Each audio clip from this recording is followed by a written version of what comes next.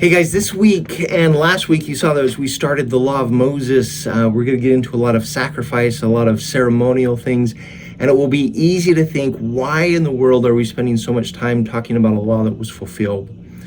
Let me just bring up 2 points with that. Remember, the objective of Seminary and Institute is our purpose is to help the youth and young adults understand and rely on the teachings and atonement of Jesus Christ and qualify for the blessings of the temple. There's a lot of these things in these chapters that could point our students towards the temple. And so it would be a great opportunity to talk about some temple things appropriately in a way where we can get them excited as they think about going to the temple. The other reason why it is good to spend time talking about the priestly robes and the laws and the sacrifice is because most of them point towards the Savior if you're looking past just the ordinance or past the sacrifice or past the garments that Aaron is wearing. Let me see if I can illustrate this in a different way. It's probably not what you were expecting, right? Now, this can be done with a picture. You could do a drawing if you had somebody that was an artist in your class. You don't have to do it this way, but I would want my own students to know that when they go to the temple and they see some things that might look a little strange to them, that all of these things should point them towards the Savior. Just as when the Israelites saw Aaron in his priestly robes, I think they got it. I think they understood that he was representing the great high priest and high king that would come in the future. And so as we look at the clothing today and that connection with what does the clothing say about the wearer, but again, the wearer, Aaron, is a symbol of the Savior who would come and help them. And so here's a few things about the clothing that I think is interesting. I'm going to be reading some of this so I make sure to get it right. But you'll notice that the first thing underneath it, he's got a white tunic, kind of down here, okay? It's white, symbolizing that he is pure, innocent, virtue, light, purity, and protection. The Hebrew word for this undergarment is Kuttoneth. I'm not even going to try to pronounce it, right? But it's the same word used for the word coat when given to Adam and Eve, Noah, and Joseph. And so maybe just a little interesting there is it's a coat, it's an but it's a tunic, but it's coat. The blue robe that goes over the coat, so you can see the blue robe. Let me just stand up and give you a little bit of the that goes down. Okay, this is in Exodus 28. It's one whole garment. There's no seams attached to it. So what does it tell us about the Savior? And I would just tell this to some of the kids, right? We'd read some of it and say, okay, what do we notice about it? We know that it's blue. We know that it doesn't have any seams. It's one complete garment. It's whole. What does this tell us about the Savior? How is that a representation of the Savior? He's complete. He's whole. The blue color represents royalty, heavenly origins. It points to the source of strength and power, meaning heaven. So again, when they come and they see this, they think they know that it's heaven. If you want to get into the nitty gritty, you can see, I think it's like a snail that they have there, that they have to get the gland to make the color blue, and how many snails they need to make a tunic of this, but of this size. But you would understand that person has a very wealthy, or has a very expensive garment on, and signifies that perhaps he's a king of kings, okay? The hem of pomegranates and bells. Okay, so this is just the way that I've done it at the bottom, but I've got my pomegranates, which are breaking off, and the bells on there on the front and the back. Again, this is Exodus 28. Pomegranates are refreshing fruit. And so what comes from the Savior, it's refreshing if it's followed. It will lead us back to the Father. He will lead us back to the Father.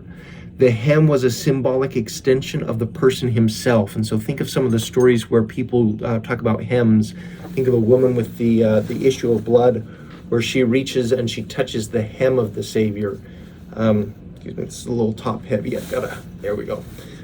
where she reaches and touches the hem of the Savior, it's because that is the extension of his power and authority. And so if you were to cut off the hem of somebody's garment, that's the idea that you're removing his rank or his authority. And so the authority and the rank, it's something that is refreshing. It brings life, and it's something you can follow. The bells are something that you can follow. The idea that Jehovah's word is refreshing in a dry desert, kind of like, again, the pomegranates. The bells allowed Israel to vicariously follow the high priest as he's doing the activities in the temple or in the tabernacle. Not everybody got to go in the tabernacle. Only the priest and the high priest could do it on certain days. And so the majority of the people would be outside of the tabernacle. That's where they would be performing their sacrifices of the lambs and the bullock or whatever they have brought. But as the priest would go in, as he walks around,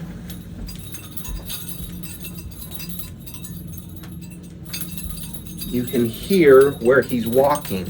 And so the people outside of the tabernacle and outside of the temple, they could hear him going in, and they could vicariously be performing this or doing the same things. They'd say, okay, he's at the altar of incense, or he's with the shewbread, or they knew where he was by the sound of the bells. The ephod is this, okay.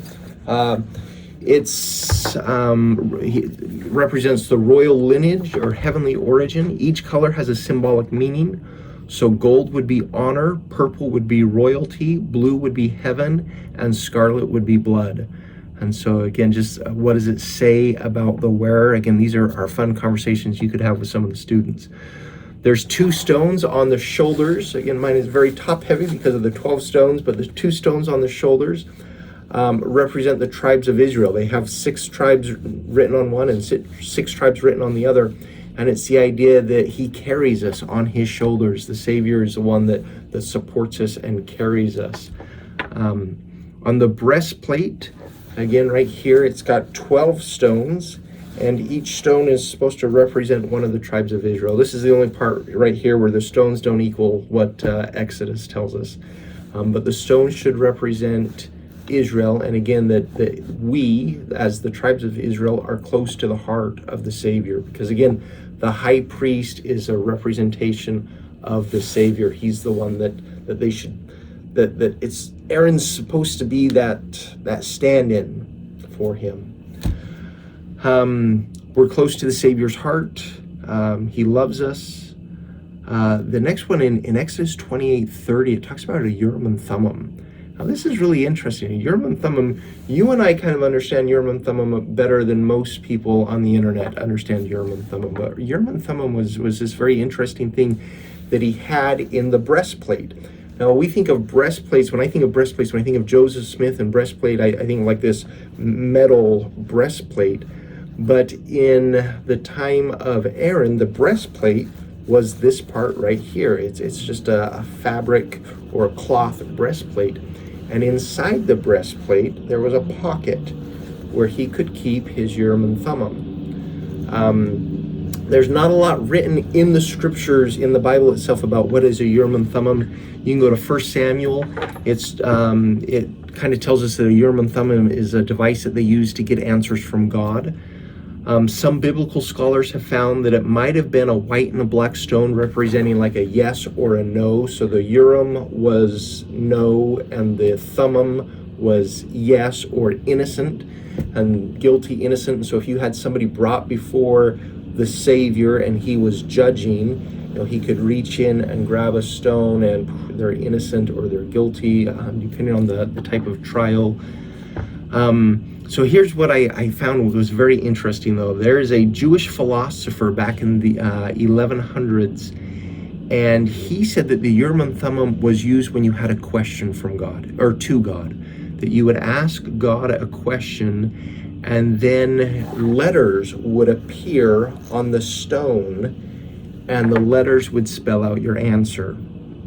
Now, if you're thinking of Book of Mormon translation with a Urim and Thummim and a stone that has letters on it, at least that's what I did. One interpretation from the Torah in the 4th century taught that words would appear on the Urim and Thummim that the high priest would have in the breastplate close to his heart. So I like that one a lot. The mitre and the diadem, this is in Exodus 28, 36 through 38.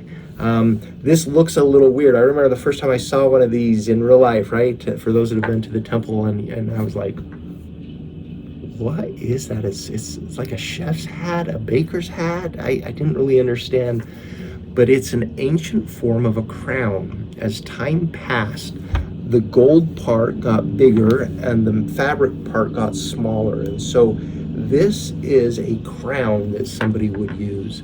Again, he is the King of Kings. You know, he is royal, and so the person wearing this is royal.